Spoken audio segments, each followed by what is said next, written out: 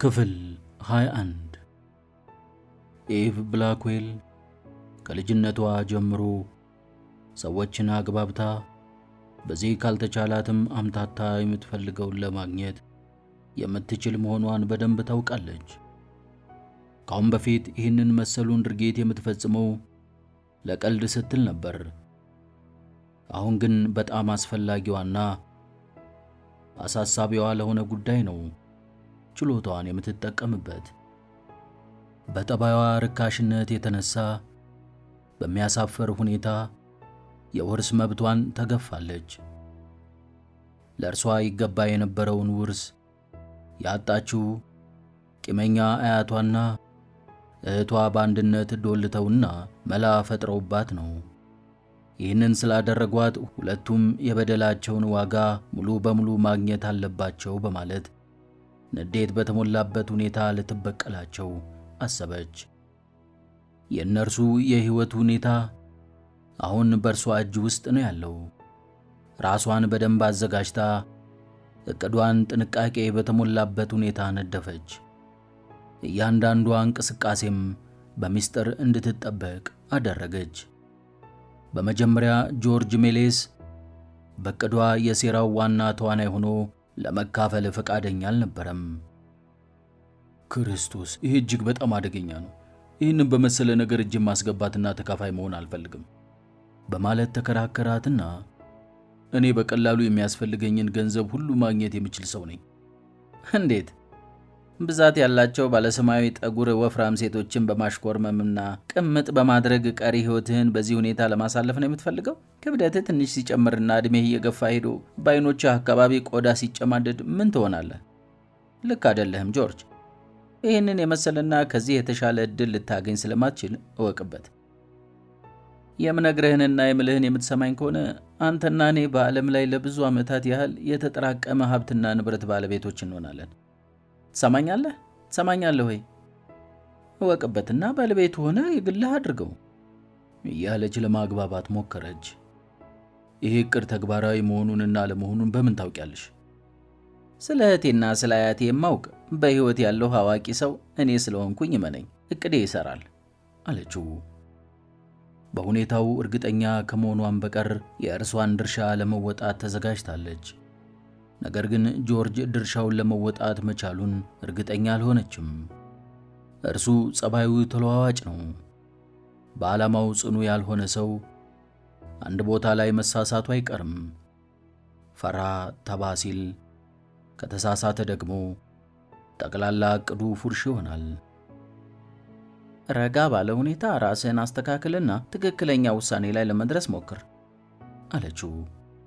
በመቀጠልም በዕቅዱ ለመግፋት ሐሳብ ካለህ ወይስ የለህም? በዕቅዱ ለመግፋት ሐሳብ አለህ ወይስ የለህም? በዕቅዱ ውስጥ ነህ ከዕቅዱ ውጪ? በማለት ጠየቀችው። ረዘም ላለ ጊዜ ከተመለከታትና በደንብ ካጠናት በኋላ እኔ በአንቺ ዕቅድ ውስጥ ነኝ አለና ወደ እርሷ በመራመድ ትከሻዋን መታ መታ አደረገው። ፊቷ በፈገግታ ተሞልቶ አሁን ሽልማትህን የምታገኝበት ጊዜ ስለሆነ አሌክሳንድራን ላንተ ላስረክብህ ነው ጆርጅ አለችው። በአሌክሳንድራ ላይ ሁሉም ነገር በአንድ አፍታ ተለዋወጠባት። በመጨረሻው ቀን በባርክሌይና በማቲው ድርጅት ላይ ድል በተቀዳጀችበት ዕለት በአጸፋው በእርሷ ላይ የተደረገው ምን ነበር? ከህብረተሰቡ ውጭ ሆናለች። ምክንያቱም በዚያን ዕለት ምሽት በህብረተሰቡ ዘንድ የተጠላች እንድትሆን ሴራ ስለተፈጸመ በማዲሰን መንገድ አሌክሳንድራ ሄሮይ የምታጨስና የመጥፎ ዕፅ ሱሰኛ የመሆኗ ዜና በአንድ ጊዜ ተሰራጨባት። ቢሆንም አሌክሳንድራ በስራዋ ተደስታለች።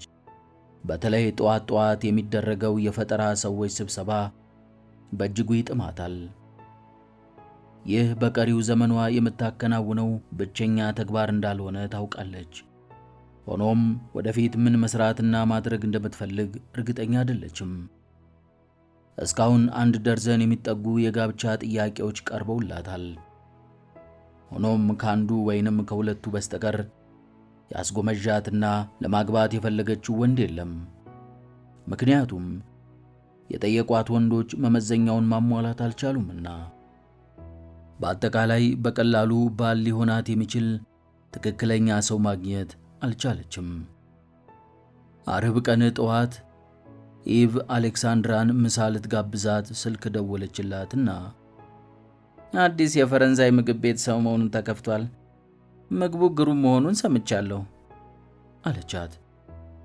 አሌክሳንድራ ከእህቷ ይህንን በመስማቷ ተደሰተች። እርሷ ስለ ኢቭ ታስባለች። በመሆኑም አሌክሳንድራ በሳምንት 2 እና 3 ጊዜ ትደውልላታለች። ኢቭ ግን በቤት ውስጥ አትኖርም ወይም በፕሮግራም መጣበብ ምክንያት አታገኛትም። ታዲያ በአሁኑ ጊዜ ምንም እንኳን አሌክሳንድራ ቀደም ሲል የያዘችው ቀጠሮ ያላት ቢሆንም ኢቭ ላቀረበችላት ጥያቄ የሰጠቻት መልስ ከአንቺ ጋር ምሳ መብላቱን በጣም ነው የምወደው የሚል ነበር። ምግብ ቤቱ አስደሳችና ዘመናዊ ነው። ክፍያውም በዚያው መጠን ውድ ሲሆን ደንበኛ በሆኑና ተራ በሚጠብቁ ተመጋቢዎች ተጨናንቋል። ኢቭ ቦታ በቅድሚያ ለማግኘት ስትል የአያቷን ስም መጠቀም ነበረባት። በአያቷ ስም የቦታ ቅድሚያ ቢሰጣትም አስተናጋጆቹ ኢቭን አበሳጯት። ለራሷም እንዲህ አለች፣ ጠብቁ፣ አንድ ቀን በዚች ምግብ ቤታችሁ እንድመገብላችሁ ትለምኑኛላችሁ። አሌክሳንድራ ምግብ ቤቱ ውስጥ በደረሰችበት ወቅት ኢቭ ቦታ ይዛ ተቀምጣ ነበር።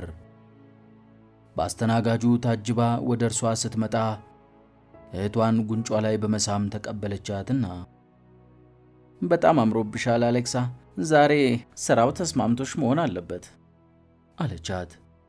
ምግብ አዘዙና እርስ በርሳቸው ስለ ኑሯቸው ይወያዩ ጀመር። ስራ እንዴት ይዞሻል? በማለት ኢቭ ጠየቀቻት። አሌክሳንድራም በሥራዋ ላይ የገጠማትን ሁሉ አንድ ባንድ በመዘርዘር ነገረቻት። ኢቭ ግን ስለ ራሷ ሕይወት ጥንቃቄ በተሞላበት ሁኔታ በጥቂቱ አወራችላት። በመወያየት ላይ እንዳሉ ኢቭ ቀና ብላ ስትመለከት ጆርጅ አጠገባቸው ቆሞ ይመለከታቸው ነበር። ለጥቂት ደቂቃ መለየት ተስኖት ዝም ብሎ ቆመ። ኢቭ ወይኔ አምላኬ፣ ከሁለታችን መካከል እኔ የትኛዋ እንደሆንኩኝ አያውቅም አለችና ጆርጅ አለችው። በፎይታ ወደ እርሷ ዘወር አለና ኢቭ አላት። ምን አይነት ያልታሰበ አስደሳች ነገር ነው? ከእህቴ ጋር ካሁን በፊት ተገናኝተሃል ብዬ አላምንም። አሌክስ፣ ከጆርጅ ሜሊስ ጋር አላስተዋውቅሽ አለች ወደ አሌክሳንድራ ዞራ። ጆርጅ እጇን ጨበጣትና ከአንቺ ጋር ለመተዋወቅ በመቻሌ በጣም ደስ ብሎኛል አላት። ኢቭ ካሁን በፊት እህቷ መንትየዋ እንደሆነች የነገረችው ቢሆንም እህትማማቾቹ አንዷን ከአንዷ ለመለየት በሚያስቸግር ሁኔታ ይመሳሰላሉ ብሎ አላሰበም ነበር። አሌክሳንድራ የጆርጅን አቋምና ውበት በአድናቆት ትመለከት ነበር። እኛን ምሰል አለችው ኢቭ አብሯቸው እንዲመገብ እየጋበዘችው። አብሬያችሁ ብመገብ ደስ ባለኝ ነበር። ሳልዘጋ ያልቀረውም እንጂ ሌላ ቀጠሮ ነበረኝ። ሌላ ጊዜ አብሬያችሁ እመገባለሁ ካላችሁ በኋላ አሌክሳንድራን እያስተዋለ በቅርብ ጊዜ አብሬያችሁ እንደምመገብ ተስፋ አደርጋለሁ ብሎ ትቷቸው ሲሄድ ይመለከቱ ጀመር። ጉድ ሆንኩኝ፣ ማን ነው እርሱ?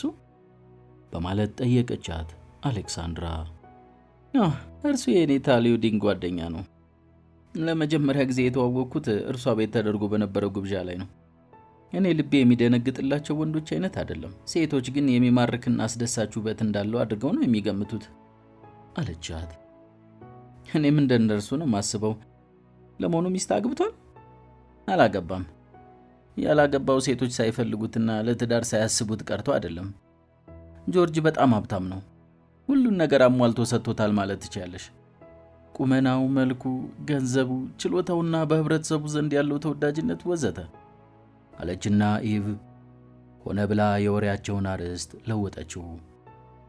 ኢቭ የሂሳብ ዝርዝሩን ቢሉን እንዲቀርብላት አሳላፊውን ስትጠይቀው ሚስተር ሜሌስ በጠቅላላ የከፈለላቸው መሆኑን ገለጸላት። ካየችው ቀንና ሰዓት ጀምሮ አሌክሳንድራ ስለ ጆርጅ ሜሌስ ማሰቧን ልትተው አልቻለችም። ሰኞ ከሰዓት በኋላ ኢቭ ለአሌክሳንድራ ደወለችላትና በአንድ ጊዜ ተወዳጅነትን ለማትረፍና ሰውን ፍቅር ለማስያዝ የቻልሽ ይመስለኛል። ጆርጅ ሜሌስ ደውሎ የስልክ ቁጥርሽ እንድሰጠው ጠይቆኛል። ብሰጠው ፈቃደኛ ነሽ? ስትል ጠየቀቻት። አንቺ በእርግጥ በእርሱ ላይ ፍላጎት የሌለሽ ከሆነ ከአሁን በፊት ነግሬሻለሁ እህቴ፣ እርሱ እኔ የምፈልጋቸውና የምመርጣቸው ሰዎች አይነት አይደለም በማለት ንግግሯን አቋረጠቻት። እንዴ ከሆነስ የስልክ ቁጥሬን ብትሰጪው ግድ የለኝም ካለቻት በኋላ በተጨማሪ ለጥቂት ደቂቃዎች ተነጋገሩ። ኢቭ የስልኩን እጀታ ቦታው በመመለስ አጠገቧ ራቁቱን ተኝቶ የነበረውን ጆርጅን ተመለከተችውና ወይዘሮዋ እሺ ብላለች አለችው። አሌክሳንድራ ጆርጅ ሜሌስ ይደውልልኛል የሚለውን ሐሳብ ለመርሳት ሞከረች። ሆኖም እርሱን ለመርሳት ይበልጥ በሞከረች ቁጥር ስለ እርሱ ሁኔታ ይበልጥ ታስብ ጀመር። አሌክሳንድራ በመልከ መልካም ሰዎች ፍጹም ተማርካ አታውቅም። ይህም ሊሆን የቻለው በተለይ መልከ ቀና ሰዎች ራስ ወዳድነት እንደሚያጠቃቸው ታውቅ ስለነበር ነው። ሆኖም ጆርጅ ሜሌስ ከሌሎች የተለየ ጠባይ ያለው ሰው ይመስላል በማለት አሰበች።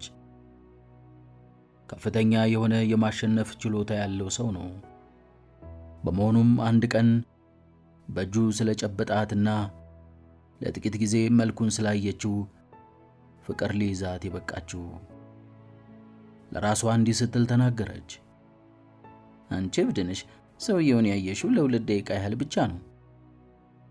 ሳምንቱን በሙሉ ስልክ አልደወለም። የአሌክሳንድራ ስሜትና ፍላጎት ከትዕግሥት ማጣት ተስፋ ወደ መቁረጥ፣ ከዚያም ቁጣ፣ ብስጭትና ንዴት ተሸጋገረ። ገሃነም ይግባ፣ ሌላ ሴት አግኝቷል። ጥሩ አለች። በሚቀጥለው ሳምንት መጀመሪያ ላይ ስልኩ ጥሪ አሰማ። አንስታ ስታዳምጥ የጆርጅን ጎርናና ድምፅ ሰማችው። ባልታወቀ ሁኔታ ብስጭቷና ንዴቷ ከመቅጽበት ተበታትኖ ጠፋ። ጆርጅ ሜሌስ ነኝ። አንቺና እህትሽ ምሳ በምትበሉበት ወቅት ለአጭር ጊዜ ያህል ተገናኝተን ነበር። ኢቭ ብደውልልሽ እንደማትቀየም ስለነገረች ነው አሁን የደወልኩት አላት።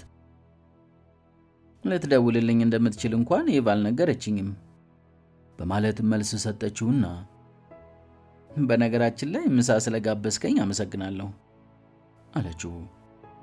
ግብዣው ሊደረግልሽ፣ ታላቅ ቅርስ ሊሰጥሽ፣ በዓልና ግብዣ ሊዘጋጅልሽ፣ ታላቅ ሐውልት ሊሰራልሽ ይገባል አላት። አሌክሳንድራ ስለ ራሷ አጋኖ በመናገሩ ተደስታ ሳቀች። አንድ ቀን ራት አብረን እንድንበላ ፈቃድሽ ቢሆን ደስታዬ ነበር ሲላት በጣም ጥሩ ሐሳብ ነው አለችው። ግሩም ነው። ግብዣዬን አልቀበልም ብትይ ኖሮ ግን ራሴን እገድል ነበር አላት። እባክህን እንደዚህ አይነት መጥፎ ነገር አታስብ። ቢገርምህ እኔ ብቻዬን መመገብ አልወድም። እኔም እንዳንቺው ነኝ። በሙልቤሪ መንገድ ላይ የምትገኝና ማቱንስ ተብላ የምትጠራው ትንሽ ምግብ ቤትን አውቃለሁ። በጣም ድብቅ የሆነችና ማንም የማያውቃት ናት። ምግቡ ግን ሲል አቋረጠችውና ማቱሰን እኔም እወዳታለሁ በማለት ደስታ በተሞላበት ሁኔታ ተናገረችው። ታውቂያታለሽ? በድምፁ ውስጥ የመደነቅና የመገረም ሁኔታ ያንጸባርቃል። አዎ። ጆርጅ ይህንን ሲሰማ ወደ ኢቭ ተመለከተና ፈገግ አለ። ኢቭ አሌክሳንድራ ስለምትወዳቸውና ስለምትጠላቸው ነገሮች በዝርዝር አስረድተዋለች። በመሆኑም ጆርጅ ሜሌስ ስለ አሌክሳንድራ ሊያውቅ ከሚገባው አብዛኛውን አውቋል። በመጨረሻ ጆርጅ የስልኩን እጀታ ቦታው ሲመልስ ኢቭ እቅዱ ሁሉ እየተሳካልኝ ነው በማለት አሰበች። በአሌክሳንድራ ሕይወት ውስጥ የዚያን ዕለቱ ምሽት በጣም አስደሳች ምሽት ነበር። ጆርጅ ሜሌስን እንዳየችው ቀደም ሲል አድሮባት የነበረው ጭንቀትና ብስጭት ወዲያውኑ ተጠራርጎ ጠፋና በእርሱ ፍቅር መሳብ፣ በውበቱ መማረክና መደነቅ ጀመረች። በቅድሚያ ቡና ቤቱ ውስጥ ሆነው መጠጥ ከጠጡ በኋላ ወደ ምግብ ቤቱ ሄዱ። የምግቡን ዝርዝር የያዘውን ወረቀት ማየት ትፈልጊያለሽ ወይስ እኔ ለአንቺ ልዘዝልሽ? ሲል ጠየቃት ጆርጅ ሜሌስ። አሌክሳንድራ ከሁሉም ምግቦች አብልጣ የምትወዳቸው ምግቦች ቢኖሯትም ጆርጅን ለማስደሰት ስትል ለምን አንተ አታዝልኝም አለችው። የምትወዳቸውን ምግቦች ሁሉ ማዘዙን ስትመለከት የእርሷን ፍላጎቶች ከአእምሯ ውስጥ ለማንበብ እንደቻለ ተሰማት። ራታቸውን ከተመገቡ በኋላ ሰላጣውን ከቅመሞቹ ጋር በማዋሃድ በጠረጴዛው ላይ ሲያቀርብላት ጣዕሙን ቀመሰችውና እንዲህ ስትል ጠየቀችው። ምግብ ማዘጋጀት ትችላለህ? በሕይወቴ ውስጥ መስራት ከምወደው አንዱ ምግብ ማዘጋጀት ነው። እናቴ ነች ያስተማረችኝ። የእኔ እናት ምግብ በማዘጋጀት ረገድ ከፍተኛ ችሎታ ነበራት። ከቤተሰቦች ጋር ነው የምትኖረው ጆርጅ? መልስ ከመስጠቱ በፊት ፈገግ አለ። አሌክሳንድራ እስካሁን ካየቻቸው ሰዎች ሁሉ በጣም ማራኪ ፈገግታ ያለው ሰው እሱ መሆኑን ተገነዘበች። እኔ ግሪካዊ ነኝ። ከሦስቱ ወንድሞቼና ከሁለቱ እህቶቼ በዕድሜ ታላቁ እኔ ነኝ። በመልክ ሁላችንም እንመሳሰላለን አላት። ከእነርሱ መለየት ከፈጸምኳቸው ነገሮች ሁሉ እጅግ አስቸጋሪና አስጨናቂ ነገር ነበር። አባቴና ወንድሞቼ አብሬያቸው እንድቆይ ለምነውኝ ነበር። ምክንያቱም ከፍተኛ የንግድ ድርጅት ስላለን ለዚያ ሥራ እኔ በጣም አስፈላጊ መሆኔን ስለሚያምኑ ነበር። ሲለምኑህ ለምን አልቀረህም ታዲያ? ምናልባት እኔ ለአንቺ ሞኝ መስዬሽ ይሆናል። ሆኖም የራሴን መንገድ መከተልን ስለመረጥኩኝ ነው ከእነርሱ ጋር ያልቀረሁት። ከሰው ስጦታ መቀበሉ በጣም አስቸጋሪ ሆኖብኝ ነበር። ይህንን ያልኩሽ ሥራው በስጦታ የተገኘ ነው። ለአባቴ ድርጅቱንና ሥራውን ከስጦታ ያወረሱት አያቴ ናቸው። ስለዚህ አይሆንም። እኔ እንደ አባቴ ከአባቴ ምንም ነገር አልወስድም። የእኔ ወንድሞች ድርሻዬን ይውሰዱት። ከዚህም በቀር ግሪክ ቆይቼ ቢሆን ኖሮ አንቺን ላገኝሽ አልችልም ነበር አላት ለስለስ ባለ አነጋገር። አሌክሳንድራ የማፈር ስሜት ተሰማት። አግብተህ አታውቅም ስትለው አላገባውም አላት። በአንድ ወቅት ሚስት ለማግባት አጭቼ ነበር። ሆኖም ልንጋባ ስንል በመጨረሻ ላይ ስህተት እንዳለ ይሰማኝ ጀመር። ውብ አሌክሳንድራ ሆይ፣ ብዙ የቆየና ጊዜው ያለፈበትን ነገር እንዳስታውስና እንዳስብ አደረግሽኝ እኮ። ትዳር ከመሰረትኩኝ የዘላለም ትዳር እንዲሆን ነው የምፈልገው። ለእኔ አንዲት ሴት ትበቃኛለች። ሆኖም ይህች ሴት ለእኔ የምትመጥንና ልትስማማኝ የምትችል ሴት መሆን አለባት አላት። ሐሳብህ በጣም አስደሳች ይመስለኛል። እና አንቺስ ከአሁን በፊት ፍቅር ይዞሽ ያውቃል? ይዞኝ አያውቅም። እንዴት አንድ ሰው አንቺን ሊታደግ አልቻለም? ካለ በኋላ ነገር ግን እንዴት እድል ብሎ ንግግሩን ሳይጨርስ አሳላፊው ማጣጣሚያውን ይዞላቸው መጣ። አሌክሳንድራ ጆርጅ የጀመረውን አረፍተ ነገር እንዲጨርስላት ለመጠየቅ አቆብቁባ ነበር። ሆኖም ደፍራ ለመጠየቅ ፈራች። አሌክሳንድራ ካሁን በፊት እንደ ልቧ ከወንድ ጋር እንደ ዛሬው ተዝናንታ አታውቅም። ጆርጅ ሜሌስ ከልቡ የሚወዳት መስሎ ስለቀረባትና እርሷም ስላመነችው በልጅነት ጊዜዋ ስለደረሰባት ሁኔታ፣ ስለ ኑሮዋ፣ ስላካበተችው ልምድና ስላላት ሀብትና ንብረት በዝርዝር ነገረችው። ጆርጅ ሜሌስ በሴቶች ላይ ኤክስፐርት ነኝ እያለ ራሱን ያኩራራል፣ ይክባል። አብዛኛውን ጊዜ ቆነጃጅት ሴቶች ለፍቅረኞቻቸው የማያስተማምኑ እምነት የማይጣልባቸው ናቸው። በውበትና በቁንጅና ላይ የሚያተኩሩ ወንዶች ውበትን ብቻ ሲያደንቁ የሴቶቹን ፍላጎት እንደ ሰብአዊ ፍጡር ፍላጎት በመቁጠር ፈንታ ልክ እንደ ዕቃ በመቁጠር ነው ንቀው የሚተዉት።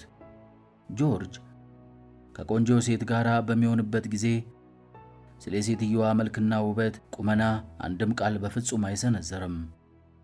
እርሱ ሴቶችን ባስተሳሰባቸው በፍላጎታቸውና በጓደኝነታቸው እንደወደዳቸው አድርጎ እንዲቆጥሩት እንጂ በውበታቸው እንዳልሆነ እንዲሰማቸው ይጥራል። ለአሌክሳንድራ ይህ ያልተለመደና ልዩ የሆነ አጋጣሚ ነው። ለጆርጅ ስለ ኬትና ስለ ኢቭም ነግረዋለች። እህትሽ ከአንቺና ከአያትሽ ጋር አትኖርም? አትኖርም። እሷ ኢቭ የግሏ የሆነ መኖሪያ ቤት ውስጥ ለመኖር ነው የምትፈልገው። አሌክሳንድራ ጆርጅ ሜሊስ ለምን ኢቭን እንዳልወደዳትና በፍቅሯ ለምን እንዳልተማረከ ልትገምት አልቻለችም። ምክንያቱ ምንም ይሁን ምን አሌክሳንድራ ሁኔታውን አትረሳውም። ራት በሚበሉበት ወቅት እያንዳንዷ ሴት ጆርጅን የምታውቅ መሆኗን አሌክሳንድራ ተገንዝባለች። ሆኖም ጆርጅ አንድ ጊዜም እንኳን ዞር ብሎ በአካባቢው ያሉትን ሴቶች አልተመለከተም፣ ዓይኑንም ከአሌክሳንድራ ላይ አላነሳም ነበር። ከቡና በኋላ አለና ቀጠል አድርጎ ጃዝ አትወጂም እንደሆነ አላውቅም እንጂ በቅዱስ ማርቆስ አካባቢ ዘ ፋይቭ ስፖት በሚባል የሚታወቅ ክለብ አለ፣ ሲስተር ቴይለር የሚጫወትበት። የአሌክሳንድራን መደነቅ አስተዋለና እዚያ ሄደሽ ታውቂያለሽ በማለት ሲጠይቃት ብዙ ጊዜ አለችና ሳቀች። በጣም እወደዋለሁ። ሁለታችንም ተመሳሳይ ምርጫና እኩል ፍላጎት ያለን በመሆኑ የሚገርም ነው ስትለው ልክ በተአምር የተፈጸመ ይመስላል ሲል በለሰለሰ አነጋገር መለሰላት። የሲሲል ቴይለርን የፒያኖ ጨዋታና የሶሎን ሙዚቃ ካዳመጡ በኋላ ከዚያ ወጡና በብሊከር መንገድ ወደሚገኘው ሰዎች እየጠጡ የዳርት ጨዋታ ወደሚጫወቱበት የፒያኖ ሙዚቃ ወደሚሰማበት ቡና ቤት ሄዱ።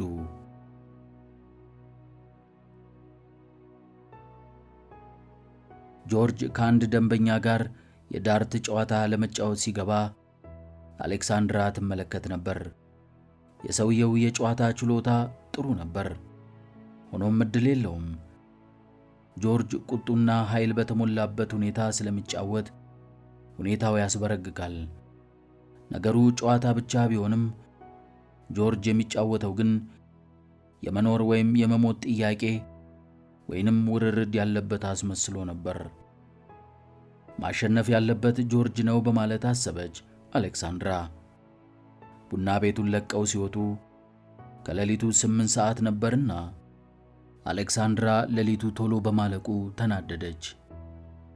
ጆርጅ ከአሌክሳንድራ ጎን ተቀምጦ የተከራየውን ሮልስ ሮይስ መኪና ያሽከረክራል። አይናገርም። አሌክሳንድራን አያትና በሁለቱ እህትማማቾች መካከል ያለው መመሳሰል የሚያስገርም መሆኑን በድጋሜ አጤነ። ሰውነታቸውም ተመሳሳይ ከሆነ መገረሜ አይቀርም አለ። አሌክሳንድራና እርሱ በአልጋ ላይ ሆነው እርሱ በሚያደርስባት ስቃይ የተነሳ ስትጮህ፣ ስትንፈራፈርና ስትጥመለመል በዓይነ ሕሊናው ታየው። ምንድን ነው የምታስበው በማለት ጠየቀችው። እርሷን ማየቱን ትቶ ሌላ ቦታ መመልከት ስለጀመረ ከዓይኑና ከፊቱ ላይ ስሜቱን ማንበብ አልቻለችም። በእኔ ትስቂብኛለሽ ሲላት አላደርገውም፣ ለዚህም ቃል ገባልሃለሁ አለችው። ብትስቂብኝም አልወቅስሽም። አንቺን የምቆጥርሽ ራሱን ለማስደሰት እንደሚጥር ወጣት ነው።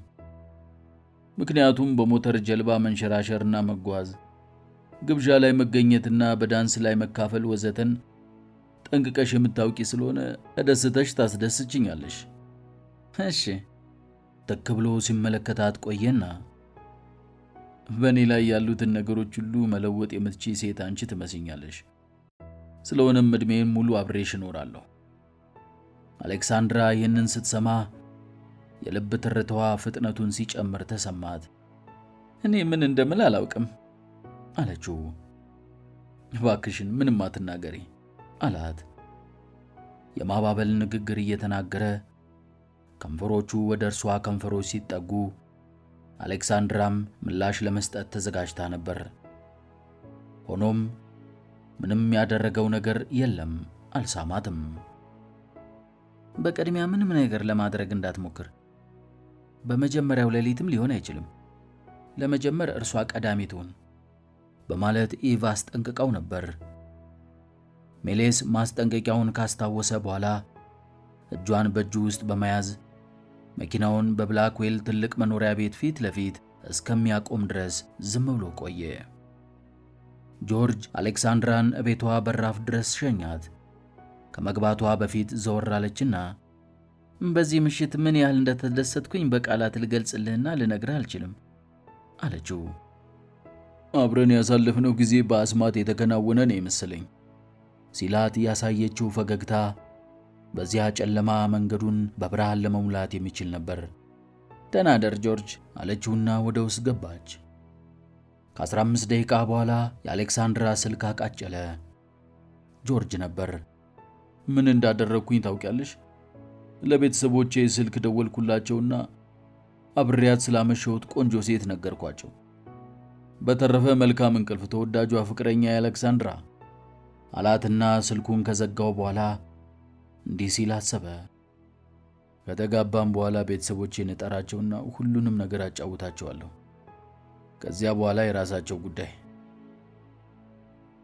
ከዚያ ቀን በኋላ ሳምንቱን በሙሉ ጆርጅ ሜሌዝ ለአሌክሳንድራ ስልክ አልደወለላትም። ስልክ በተደወለ ቁጥር እየተጣደፈች በመሄድ የምታነሳ ቢሆንም የሚደውለው ጆርጅ ባለመሆኑ ተበሳጭታና ቅር ተሰኝታ ትቀመጣለች።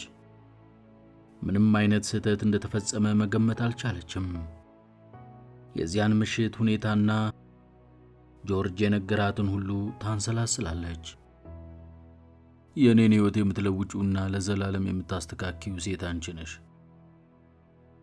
ለቤተሰቦቼ፣ ለአባቴና ለእናቴ፣ ለወንድሞቼ አብራኝ ስላመሸችው ስላስደሳቿ ሴት ስልክ ደውዬ ነግራቸዋለሁ ያላትን ጭምር። አሌክሳንድራ እስከ ዛሬ ለምን እንዳልደወለላት ምክንያቶቹን ለማወቅ ፈለገችና ከዚህ የሚከተሉትን ሁኔታዎች ታንሰላስል ጀመር። ሳላስበው በሆነ መንገድ አበሳጭቸው ይሆን? እርሱ በጣም ይወደኛል። ሆኖም ከመውደዱ የተነሳ በፍቅር ወጥመድ ውስጥ እንዳይወድቅና የኔ ተገዢ እንዳይሆን በማሰብ እኔን ላለማየት ወስኖ ይሆን? እርሱ የሚፈልጋትና የምትስማማው አይነት እንዳልሆነች በማጤን ድጋሚ ላለመገናኘት ወስኗል ማለት ነው? ወይስ በጣም አሰቃቂ አደጋ አጋጥሞት በአንድ ሆስፒታል ውስጥ ያለምንም እርዳታና ጠያቂ ተኝቷል? ሞቶ ይሆን? ሞቷል? አሌክሳንድራ ሁኔታው ልትቋቋመው ስላልቻለች ለኤቭ ስልክ ደወለችላት። ከዚያም ስለ ሁኔታው በዝርዝር ከመናገሯ በፊት ራሷን ተቆጣጥራ ለአንድ ደቂቃ ያህል ጥቂት ቃላቶችን ብቻ ተናገረች። ኤቭ፣ ስለ ጆርጅ ሜሌስ ከቅርብ ጊዜ ወዲህ በሆነ ዘዴ የሰማሽው ነገር የለም? አልሰማውም። ነገር ግን ራት ሊጋብዝሽ ስለሚፈልግ ስልክ ይደውልልሻል የሚል ግምት ነበረኝ በማለት መለሰችላት። ባለፈው ሳምንት ራት አብረን በልተናል። ታዲያ እስካሁን ድረስ ከእርሱ ምንም የሰማሽው ነገር የለም? የለም፣ አልሰማውም። ምናልባት ሥራ በዝቶበት ይሆናላ። ጆርጅ ቀርቶ ማንም ሰው ቢሆን ይህንን ያህል ሥራ ሊበዛበት እንደማይችል አሌክሳንድራ አውቃለች። ጮክ ብላም ምናልባት የሚል መልስ መለሰችላት። ስለ ጆርጅ ሜሌስ ማሰብሽን ተይው፣ እርሺው። የምወድሽ እህቴ በጣም ማራኪና ውብ የሆነ ካናዳዊ ስላለ ከእርሱ ጋር ላስተዋውቅሽ ፈልጌያለሁኝ። እርሱ የግል የሆነ አውሮፕላንና ብላ ንግግሯን ሳትጨርስ ተወችው። ኢቭ ስልኩን ከዘጋች በኋላ ተመልሳ ተቀምጣ ትስቅ ጀመር። ሁሉን ነገር በጥሩ ሁኔታ እንዴት እንዳቀድኩት አያቴ ብታውቅልኝ ኖሮ መልካም ነበር በማለት ተመኘች። አሌክሳንድራ ከሰዓት በፊት በእያንዳንዱ ሰው ላይ ስትጮህ ነበር ያረፈደችው። 2 ሳምንት ሙሉ የጆርጅ ሜሌስን ድምፅ አልሰማችም። ታዲያ ብስጭት ያደረባትና የተናደደችው በጆርጅ ሜሌስ አለመደወል ሳይሆን እርሱን መርሳት ስላቃታት በደካማ ችሎታዋ ነበር። እርሱ ምንም አላደረገላትም። ሁለቱም አንድም ምሽት በአንድ ላይ ሆነው በጋራ ያሳለፉ እንግዶች ሲሆኑ እርሷ ግን አንድ ምሽት አብረን ስላሳለፍን ለእግዚአብሔር ብሎ ያገባኛል ብላ ትጠብቅ ነበር።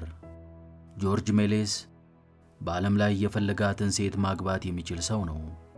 እንዴት ሆኖና ለምንስ ብሎ እርሷን ለትዳር ይፈልጋታል? በአሁኑ ጊዜ አያቷ እንኳን ሳትቀር ቁጡና ግልፍተኛ ሴት እንደሆነች ስለተገነዘበች ምን ነካሽ? ምን ሆነሻል? በማስታወቂያ ድርጅቱ ውስጥ ከባድ ሥራ እንድትሰሪ አድርጉሻል በል ስትል ጠየቀቻት። የለም አያሰሩኝም። እንዲህ ሊሆን የቻልኩት በደንብ ስላልተኛውና እንቅልፍ ስላጣው ነው በማለት ትመልስላታለች። በምትተኛበት ጊዜ የምታየው ህልም ሁሉ ከጆርጅ ሜሌስ ጋር ወሲባዊ ግንኙነት ስታደርግ ብቻ ነው። እርሱ የማይረባ ደደብ ነው ትላለች። ኤቭ ከእርሱ ጋር ባታስተዋውቃት ጥሩ እንደነበር ካለፈ በኋላ ትመኝ ጀመር። ከሰዓት በኋላ ቢሮዋ ስልክ ተደወለላት። አሌክስ፣ ጆርጅ ሜሌስ ነኝ። አሌክሳ፣ አንቺ ነሽ? አዎ እኔ ነኝ አለች። ምስቅልቅሉ በወጣ ሐሳብ ተዋጠች። ትሳቅ ወይንስ ታልቅስ? የምታደርገውን ልታውቅ አልቻለችም። እርሱ ለሰው የማያስብ ግዴለሽ፣ ራሱን ወዳድና ለእኔ ብቻ ባይ ስለሆነ በድጋሚ ምንም ጊዜ ባታየውም ደንታ አልነበራትም።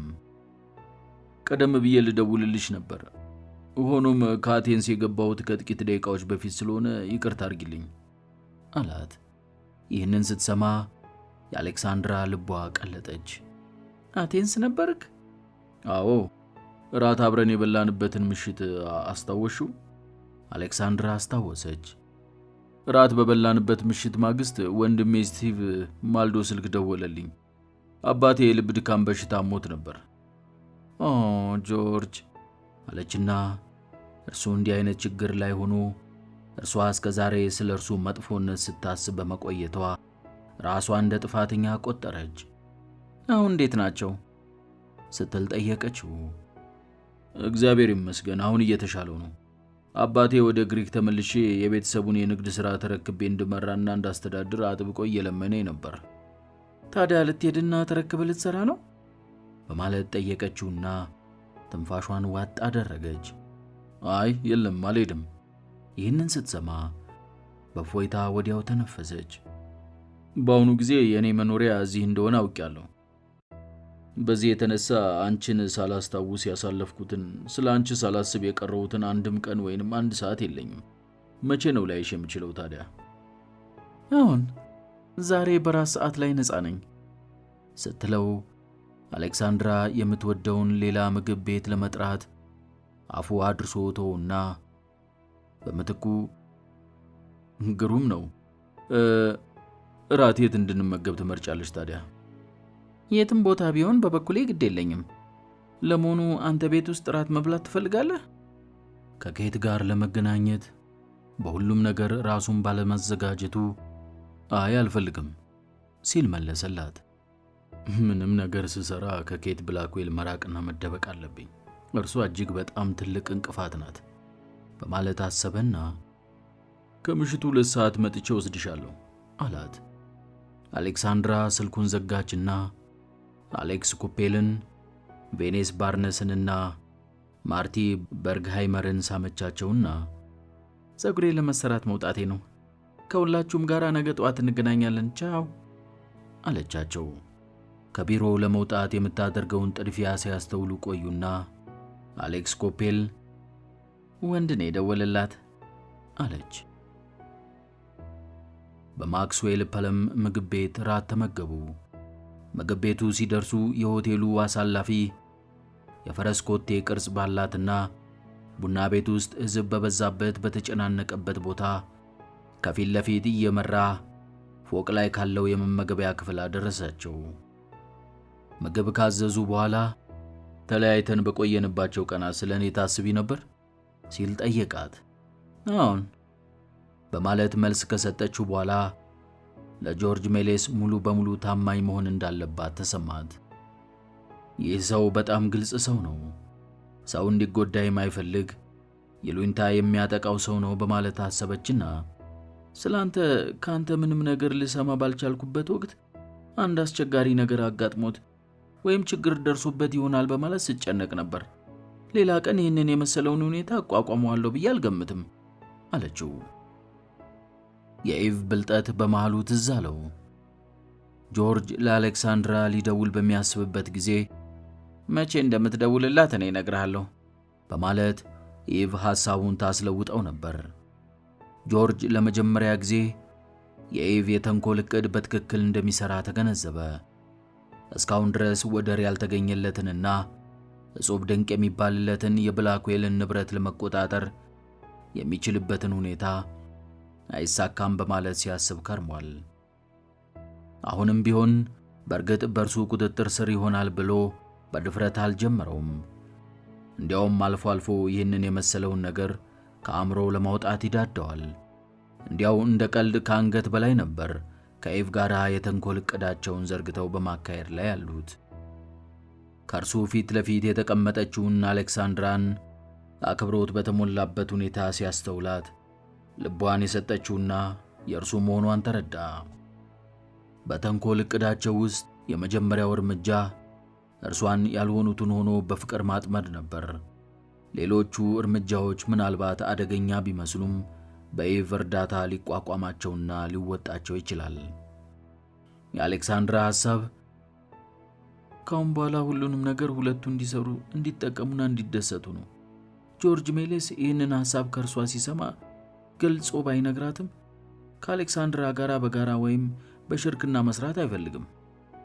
እርሱ የሚፈልገውን ካገኘና በእጁ ካደረገ እንዲሁም አሌክሳንድራን አስወግዶ ከጣለ በኋላ ስለ ኢቭ ደህንነት ብቻ ያስባል፣ ጥንቃቄ ያደርጋል። ይህንን ሁኔታ በሚያስብበት ወቅት በእጅጉ ደስታ ይሰማዋል። ሁኔታው በፊቱ ላይ ስለተንጸባረቀ ለብቻ ፈገግ ትላለህ እንዴ አለችው። እጁም በእርሷ እጅ ላይ ያደረገው። በእጁ ስለነካት ብቻ ሰውነቷ ሞቀ። ሁለታችንም እዚህ መሆናችን የቱን ያህል ደህና እንደሆነና ጥሩ እንደሆነ በተጨማሪም የትም ቦታ በአንድነት ብንሆን እያልኩኝም ሳስብ ነበር። ለዚህም ነው ዝም ያልኩሽ አላትና ኪሱ ውስጥ በመግባት የከበረ ድንጋይ መያዣ ፓኬት አወጣ። ከግሪክ አንድ አይነት ስጦታ አምጥቼልሻለሁ ብሎ ሰጣት። ኦ ጆርጅ ብላ ንግግሯ ልትቀጥል ስትል አቋረጣት። ክፈችው አላት። በመያዣው ውስጥ በጣም ውብ የሆነ ከዕንቁ የተሠራ የአንገት ሐብል አለበት። ለአሌክሳንድራ በስጦታ መልክ ያበረከተላት ከኢቭ ላይ የወሰደውን የአንገት ጌጥ ሲሆን ይህንን ያደረገው ለአሌክሳንድራ ቢሰጣት ምንም ችግር እንደሌለ ኢቭ ነግራው ስለነበረ ነው። ኢቭ ይህንን የአንገት ድሪ አድርጋ አሌክሳንድራ አይታት አታውቅም። ስለሆነም ጆርጅ ከግሪክ አመጣሁልሽ ሲላት ያለምንም ጥርጣሬ እንደምትቀበለው ኢቭ ነግራው ነበር። በእውነቱ በጣም ትልቅ ስጦታ ነው አለችው። ይህ እንኳን በቂ ስጦታ አይደለም፣ አድርገሽው ባየው በጣም ደሰት ነበር ሲላት እኔ አሌክሳንድራ ሲቃ ይዟት ከመናገር ታቀበችና በመጨረሻም አመሰግናለሁ አለችው። የአሌክሳንድራን የምግብ ሳህን ተመለከተና ምግብ አልበላሽም ሲላት አራበኝም አለችው። አይን አይኗን ሲመለከታት በእርሱ ላይ ያላትን የፍቅር ስሜትና አመለካከት ተረዳ። ጆርጅ በእርሷ ላይ ያየውን መሰል ሁኔታ ቁጥራቸው እጅግ ብዙ በሆኑ ሴቶች ላይ ካሁን በፊት አጋጥሞታል፣ አስተውሎታል። ካሁን በፊት ቆንጆና ውብ ሴቶች፣ አስቀያሚ ሴቶች፣ ሀብታም ሴቶች በቀጥታም ሆነ በተዘዋዋሪ በዚህም ሆነ በሌላ መንገድ እያንዳንዷ ሴት አንድ አይነት ነገር አበርክታለታለች። ይህችኛዋ እንደ ሌሎቹ ሴቶች በተፈጥሮዋ ሴት ትሁን እንጂ የምትሰጠው ወይንም የምታስገኝለት ነገር ካሁን በፊት ያጋጠሙትን ሴቶች የሰጡት ወይንም ያበረከቱለት ሁሉ በአንድነት ቢጠራቀም በብዙ እጅ እንደሚበልጥ የታወቀ ነው። ምን ማድረግ ትፈልጊያለሽ? ጎርናና ድምፁ የሚያነሳሳ ነበር። በንግግሩ ያቀረበላትን ግብዣ ተቀበለችውና ቀላልና ግልጽ በሆነ ሁኔታ እኔ የምፈልገው ከአንተ ጋር መሆን ነው በማለት መለሰችለት። ጆርጅ ሜሌስ በእርግጥ ሊመካበት የሚገባው መኖሪያ ቤት አለው። በሴት ወዳጆቹና ፍቅረኞቹ አማካኝነት ቤቱን አስጊጦታል። ዘመናዊ ዕቃ ተሟልቶለታል። ወዳጆቹ ውድ ዋጋ ያላቸው ዕቃዎችን በስጦታ የሚያበረክቱለት የእርሱን ፍቅር ከፍተኛ ዋጋ በሚያወጣ ዕቃዎች ለመግዛት ሲሉ ነበር። የሚሳካላቸው ግን ለጊዜው ብቻ ነበር። በጣም ደስ የሚል መኖሪያ ቤት ነው በማለት አድናቆት በተሞላበት ሁኔታ ተናገረች። ወደ እርሷ ተጠጋና በቀጥታ ዞር ሲያደርጋት ከዕንቁ የተሠራው የአንገት ሐብል በክፍሉ ውስጥ ባለው ደብዛዛ ብርሃን ውስጥ ብልጭ ብልጭ ይል ጀመር። ይህ ሁሉ ያንቺ ይሆናል ካላት በኋላ ሳማት። ወዲያውኑ በጣም በአስቸኳይ ሁኔታ አልጋው ወዳለበት ክፍል ቤት እየመራ ወሰዳት። እንደ ሳሎን ሁሉ የመኝታ ቤቱም ሊሟሉ በሚገባቸው ዘመናዊ ዕቃዎች ተሞልቷል። በክፍሉ ውስጥ መሃል ላይ ሽንጠረጅምና ሰፊ የሆነ አልጋ አለ። ጆርጅ እንደገና አሌክሳንድራን ሲያቅፋት ከመደንገጧ የተነሳ የምትንቀጠቀጥ መሆኑ ተሰማው። ደህና ነሽ ሲል ጠየቃት። ትንሽ የመደንገጥ ስሜት ተሰምቶኝ ነበር አለችው። አስቀይሜው ይሆናል በማለት በጣም ፈርታ ስለነበር በኃይል ከተነፈሰች በኋላ የልብሷን ቁልፎች መፍታት ጀመረች። ጆርጅ ቆይ እኔ ልርዳሽ አለና ውብ ፀጉር ዞማዋን በፊቱ የቆመችውን ሴት ልብሷን በመውለቅ ሲተባበራት ኢቭ የነገረችው ቃላቶች ትዝ አሉት። ራስን ተቆጣጠር፣ አሌክሳንድራን ከጎዳት መጥፎ ጠባይ ያለው ሰው መሆኔን ከተገነዘበች ዳግመኛ ልታያትና ልታገኛት አትችልም። የምልህም በሚገባ ተረድተዋል? ገብቶሃል ወይ? ያለችው ነገር ትዝ አለው። ምሽት ሲሆን በየቡና ቤቱና በየመደሰቻ ቦታዎች ደስ ያላቸው ሰዎች ወሲባዊ ግንኙነት ለመፈጸም ሴቶችን ሲያሳድዱ፣ ሴተኛ ዳሪዎች ደግሞ ገንዘብ ያሳድዳሉ። ጆርጅ ገንዘብ ማግኘት ከሚፈልጉት ሴተኛ ዳሪዎች መካከል አንዷን ወደ ሆቴል ይወስዳትና እንደፈለገ ተጠቅሞባት ይለያታል። ሴት ወሰደበት ቡና ቤት ተመልሶ አይመጣም። የሰራው እንደሚያውቅ ሁሉ የሚጠብቀውንም ያውቀዋል። ከእርሱ ጋር ወሲባዊ ግንኙነት ያደረጉ ሴቶች ሁሉ አብዛኛውን ጊዜ ሙሉ በሙሉ አሊያም በግማሹ ራሳቸውን ስተው ተገርፈዋል፣ በኃይል ተደብድበውና ሰውነታቸው ተሰባብሮ አንዳንድ ጊዜም ሰውነታቸው በሲጋራ አመድ ተሸፍኖ ነው የሚገኙት። ሆኖም በአሁኑ ጊዜ ጆርጅ ሜሌስ በሴቶች ስቃይ የመደሰት ፍላጎቱን አስወግዷል። ሴቶች ጆርጅ በሚፈጥርባቸው ሕመም በእጅጉ ይሰቃያሉ። የእነርሱ መሰቃየት የእርሱን ደስታ የሚያጠፋበትና የሚቀንስበት ሊመስል ይችላል። እርሱ ግን ጨካኝ በመሆኑ ጭራሹኑ ደስታው ይጨምራል። የስቃይ ጩኸት ሲጮሁና ምሕረት እንዲያደርግላቸው ሲማጸኑ መስማትን ይፈልጋል። ልክ አባቱ ሕፃን በነበረ ጊዜ እየገረፈ ሲያስጮኸውና ምሕረት እንዲለምን ሲያደርገው እንደነበረው። ልጅ በነበረበት ጊዜ የአባቱን ትዕዛዝ በምንም አይነት መንገድ በትንሹ እንኳን ቢጥስ የሚቀጣው ራሱን እስከሚስት ድረስ በመደብደብ ነበር። አንድ ጊዜ ጆርጅ የ8 ዓመት ልጅ እንዳለ ከጎረቤት ልጅ ጋር ራቁቱን ሆኖ ሲጫወት አባቱ አገኘውና በጆሮውና በአፍንጫው ደም እስከሚፈስ ድረስ ደበደበው። በዚህም በቃኝ ሳይል ልጁ በድጋሚ ስህተት እንደማይፈጽም ለማስጠንቀቅ የጆርጅን ብልት በተቀጣጠለ ሲጋራ ጠበሰው። ጆርጅ ሜሌስ ግሪካውያን ከሆኑት አባቱ ከአያቶቹና ከቅድመ አያቶቹ ሲወርድ ሲወራረድ የወረሰው አረመናዊ ጠባይ አልለቀቀውም። በማንም ሰው ቁጥጥር ስር መዋልንና ለሌላ ሰው አስተሳሰብ ተገዢ መሆንን በትዕግሥት የሚቀበል እሺ የሚል የሚበገር ሰው አይደለም። ሆኖም ኢቭ ብላክዌልን ስለሚፈልጋት ብቻ ካሁን በፊት እንደ ውርደትና እንደ አሳፋሪ ነገር ይቆጥረው የነበረውን ተግባር ተቀብሎ ዋና ተዋናይ ሆኖ መስራት ላይ ነው።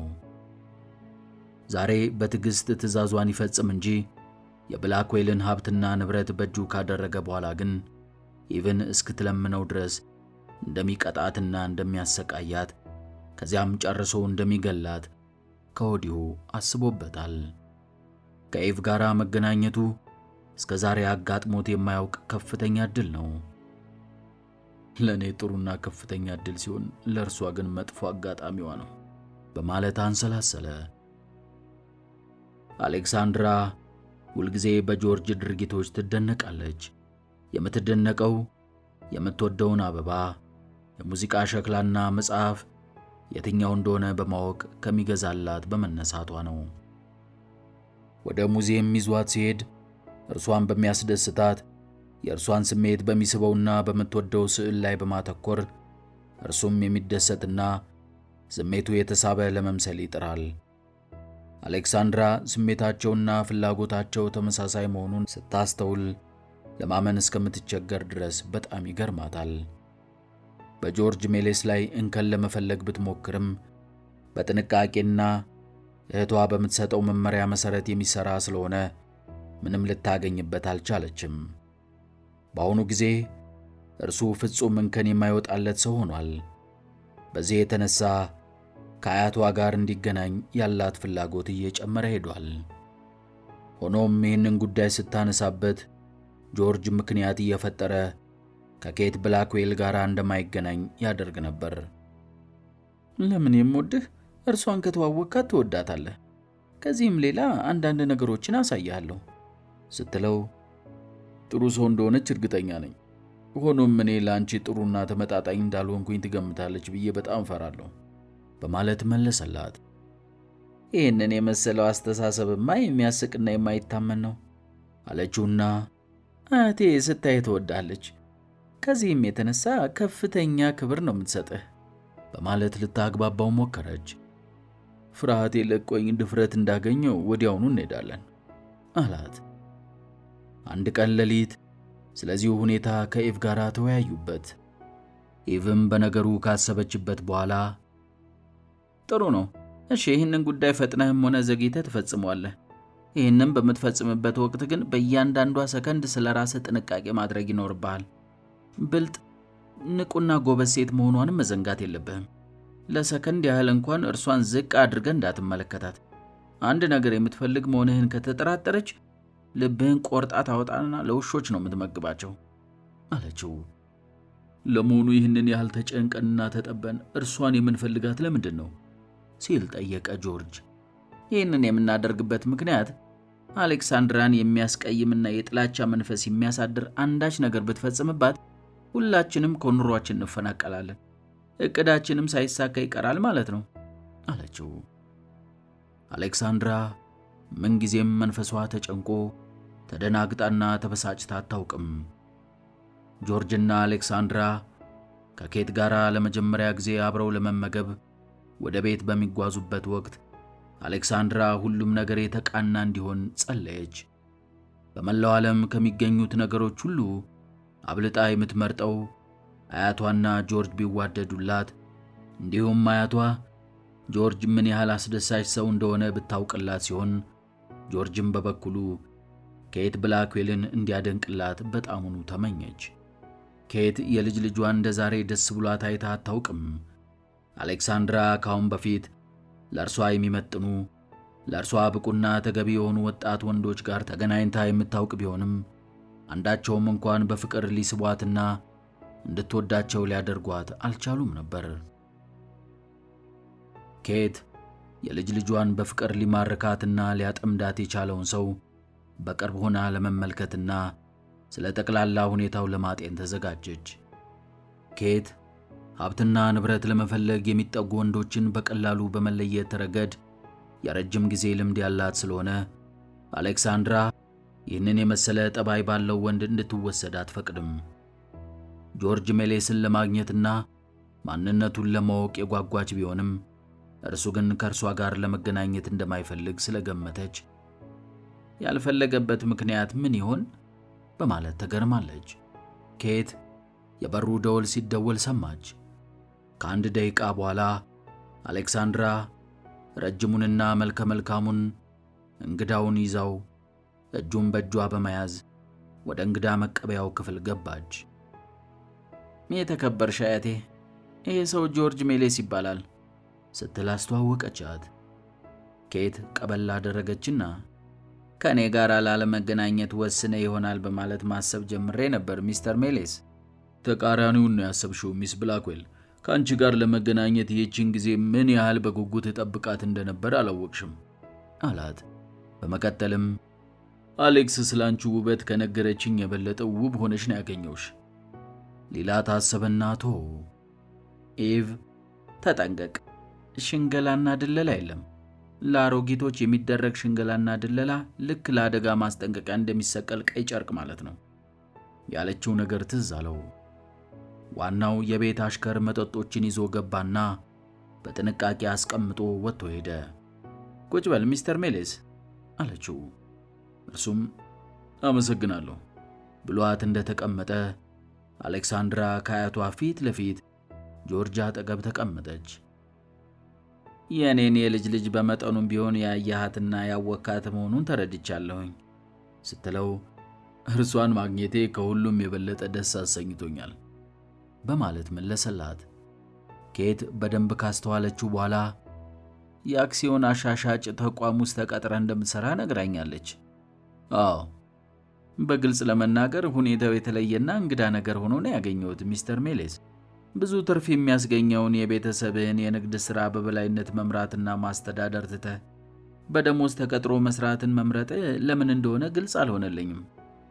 የተከበርሽው አያቴ፣ ስለዚህ ጉዳይ እኮ እኔ ያስረድቼሻለሁ ስትል አቋረጠቻትና ከሚስተር ሜሌስ ሁኔታውን ለመስማት ስለፈለግኩ ነው አሌክሳንድራ በማለት ዝም አሰኘቻት። አሌክሳንድራ ጠጋ ብላ ትሁቱን ሆኖም ስለ ክርስቶስ ስትል ከመጠን ያለፈ ትህትና እንዳታሳይ፣ ትንሽ የደካማነትና የመቅለስለስ ጠባይ ካሳያት ትንቃለች አለችው።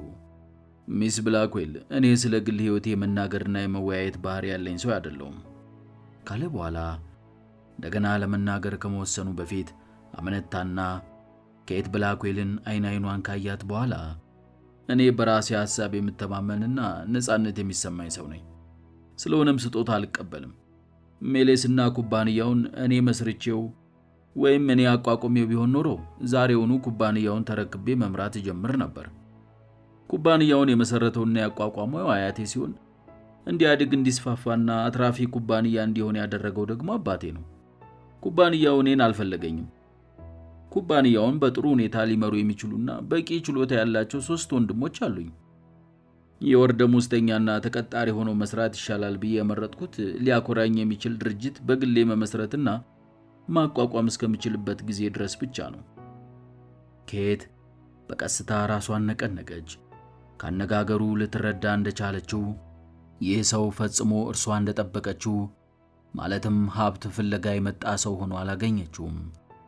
ኬት እንደምታስበው እስከ ዛሬ ያጋጠሟትና የልጅ ልጇን ለማግባት የጠየቋት ራሳቸውን ለማስደሰትና በልጅቷ ውበት ወጣትነት ለመጠቀም እንዲሁም የኬትን ሀብትና ንብረት ለመውረስ የሚያቅዱ ዘመናዊ ወጣት ወንዶችን ብቻ ነበር።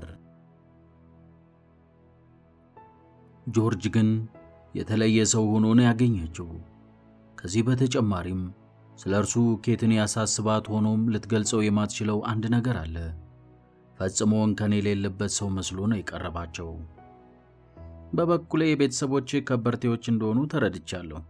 እርሷ ማመን ያለባት ይህንኑ ማለትም አንተ ከከበርቴ ቤተሰብ የተገኘ መሆንንና ከአሌክስ ጋር ከልክ ያለፈ ፍቅር የያዘ መሆኑን ነው። ተደሳች መሆን አለብህ። ከግልፍተኝነት ለመቆጠብና በቀላሉ ተናዳጅ መሆንህን ለማስወገድ ሞክር። ከዚያ በኋላ ሁሉም ነገር አንተ እንደፈለግህ ሆኖ ታገኘዋለህ የሚለውን የኤቭን ምክር በልቡ ይዟል። ገንዘብ በእርግጥ አስፈላጊ ነው ሚስ ብላክዌል፣ ነገር ግን ከገንዘብ ይልቅ ይበልጥ የሚያስደስቱኝና የምፈልጋቸው 100 ያህል ነገሮች አሉኝ።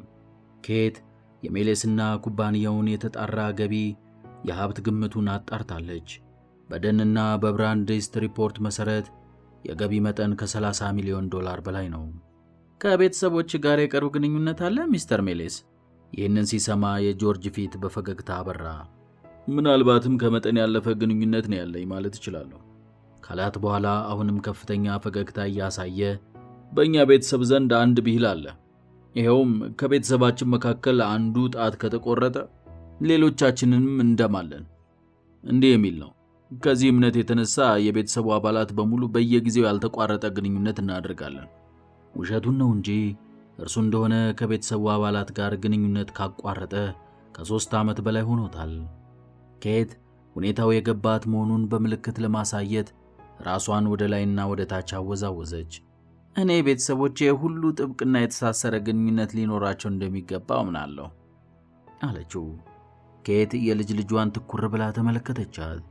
በፊቷ ላይ ትህትና የተሞላበት የመደሰት ሁኔታ ይታያል። የአሌክሳንድራ ሁኔታ ኬትን ወዲያውኑ አንድ ነገር ትውስ እንዲላት አስገድዳት። ይህም ከብዙ ዓመታት በፊት እርሷና ዴቪድ ኃይለኛ ፍቅር ውስጥ በነበሩበት ጊዜ በእርሷ ላይ ደርሶ የነበረውን ሁኔታ በዓይነ ሕሊናዋ እንድትቃኘው ገፋፋት። የዓመታቱ ብዛት ትዝታዋን ሊያጨልመውና በዚያን ጊዜ ይሰማት የነበረውን ስሜት ሊያስረሳት አልቻለም። ወጥ ቤቷ ወደ እንግዳ መቀበያ ክፍል ገባችና ምግብ የተዘጋጀ መሆኑን አበሰረች። በእራት ላይ የሚደረጉት ውይይትና የሚለዋወጡት አስተያየቶች የግዴለሽነት ሁኔታ የተሞላበት ቢመስልም የኬት ጥያቄዎች ግን ብዙ ነገሮችን የሚያመለክቱ ማለትም ካሁን በፊት የተደረጉትንና ወደፊት ደግሞ በቅዱ ላይ ስላሉት ግንዛቤ የሚያስጨብጡ የሚችሉ ናቸው። ጆርጅም ቢሆን ስለሚሰነዘሩት ጠቃሚ ጥያቄዎች ራሱን አዘጋጅቶ ነበር። ልጆች ትወዳለህ ሚስተር ሜሌስ? በማለት ጠየቀችው። ኬት የልጅ ልጆቼን አላይም፣ ቅድመ አያት አልሆንም በማለት ከማዘን አልፋ ተስፋ ቆርጣ ነበር። በዓለም ላይ ከሚገኙት ነገሮች ሁሉ በይበልጥ የምትፈልገው ግን ይህንኑ ነው። ጆርጅ ኬት ወዳለችበት በኩል ፊቱን ዘወር አደረገና ልጆች ትወዳለህ? ታዲያ ወንድና ሴት ልጆች የሌለው ሰው ምን ሰው ይባላል? በማገባበት ጊዜ የእኔ ሚስት ሥራ ይበዛባታል ወይም ሥራ አይኖራትም ብዬ ሰጋለሁ፣ ወይም እረፍት አይኖራትም ብዬ ሰጋለሁ። በግሪክ የአንድ ሰው ማንነቱ የሚለካው በወለዳቸው ልጆች ብዛት ነው ሲል መለሰላት። ሐሳበ ቀና ሰው ይመስላል በማለት ኬት አሰበችና ሆኖም አንድ ሰው በሁሉም አቅጣጫ እጅግ ጠንቃቃና ሁሉንም ነገር ያሟላ ሆኖ መገኘት አይችልም። ነገውኑ ብራንድ ሮጀርስ ስለ ጆርጅ ሜሌስ ሂሳብ እንዲያጣራ መጠይቅ ጽፎ እንዲልክም አደርጋለሁ አለች ኬት ለራሷ። አሌክሳንድራ ለኤቭ ስልክ ደውላ ጆርጅ ሜሌስ እራት ለመጋበዝ ወደ ቤታቸው መምጣቱን ነግራት ነበር። ደግማ ስትደውልላት በአሁኑ ጊዜ ስለ እርሱ በዝርዝር መስማት አልፈልግም የምወድሽ፣ ከዚህ ይልቅ ጆርጅ ከቤት ወጥቶ እንደሄደ ወዲያውኑ ልትደውይልኝ ይገባል። በዚያን ጊዜ ሙሉውን ሪፖርት መስማት እፈልጋለሁ አለቻት። ልክ እንዳለቻት አሌክሳንድራ ሪፖርት ማድረግ ጀመረች። አያታችን በጣም ወደዋለች የሚል ግምት አለኝ ስትላት ኤቭ ትንሽም ቢሆን በሁኔታው የመርካት ስሜት ተሰማትና ምን አለች ስትል ጠየቀች። ጆርጅን 100 ያህል የግል ጥያቄዎች ጠየቀችው። ግሩም በሆነ ሁኔታ ራሱን ተቆጣጥሮ ለምትጠይቀው ጥያቄዎች ተገቢውን ምላሽ ይሰጣት ነበር። አሃ 2 ፍቅረኛሞች ልትጋቡ ነዋ። እኔን እስካሁን ስለ ጋብቻ አንስቶ አልጠየቀኝም ኢቭ፣ ነገር ግን ይጠይቀኛል የሚል ግምት አለኝ። የአሌክሳንድራ ንግግር ደስታ የተሞላበት መሆኑን ኢቭ ማወቅ ችላለች። እና አያታችን ጋብቻውን ትስማማበታለች? አዎ እርግጠኛ ነኝ ትስማማለች። የጆርጅን የግል ገንዘብ አያያዝ ሁኔታ ለማጣራትና ለማወቅ ትፈልጋለች። ይሄ ደግሞ ችግር የሚፈጥር አይሆንም። አያታችን የቱን ያህል ጠንቃቃ እንደሆነች ታውቂያለሽ ስትላት ኢቭም አዎ አውቃለሁ በማለት በቀስታ መልስ ሰጠቻት። ኢቭ ፈጥና ሌላ ዘዴ መፍጠር ካልቻለች በቀር የእርሷና የጆርጅ የተንኮል ዕቅድ ብትንትኑ ሊወጣ ነው። የሚሆነውን ሁሉ እየተከታተልሽ ንገሪኝ እሺ አለቻት ኢቭ። አሌክሳንድራም እነግርሻለሁ እቴ፣ መልካም ሌሊት አለቻት። ኢቭ የስልኩን እጀታ እንዳስቀመጠች ወዲያውኑ አነሳችና የጆርጅ ሜሌስን የስልክ ቁጥር መደወል ጀመረች። ገና ቤቱ አልደረሰም። በየ10 ደቂቃው ልዩነት ስትደውል ቆይታ በመጨረሻ ስልኩን አንስቶ መልስ ሰጣት። በአጭር ጊዜ $1 ሚሊዮን ሊኖርህ ይችላል አለችው። ምን ማለት ነው የምታወሪው? ኬት አንተ ምን ያህል ገንዘብ እንዳለህ እያጣራች ነው? የእኔ ቤተሰቦች ምን ያህል ሀብታሞች እንደሆኑ ኬት ታውቃለች? እሷ እኮ ሲል አቋረጠችውና እኔ የማወራው ስለ አንተ ቤተሰቦች ሳይሆን ስለ አንተ ብቻ ነው። እርሷ ሞኛ እንዳይደለች ከአሁን በፊት ነግሬህ ነበር። በመሃሉ ጸጥታ ሰፈነ። እና $1 ሚሊዮን ከየት ላገኝ ይችላሉ አሁን? አለ ጆርጅ። እኔ የመፍትሄ ሐሳብ አለኝ አለችው ኢቭ። በማግስቱ ጠዋት ኬት ቢሮዋ እንደደረሰች ለረዳቷ እንዲህ አለችው። በሃንሰንና ሃንሰን ኩምፓኒያ ውስጥ ተቀጥሮ የሚሰራውን ጆርጅ ሜሌስ በሚባል የሚታወቀውን ሰው ምን ያህል ገንዘብ እንዳለው ለማወቅ ደብዳቤ እንዲጽፍ ብራንድ ንገረው። ሚስተር ሮጀርስ እስከ ነገ ድረስ ከከተማ ውጪ ነው የሚቆየው ሚስ ብላክዌል። እርሱ እስከሚመለስ ድረስ ሊዘገይ አይችልም ወይስ? ነገም ጥሩ ነው ይደርሳል አለችው።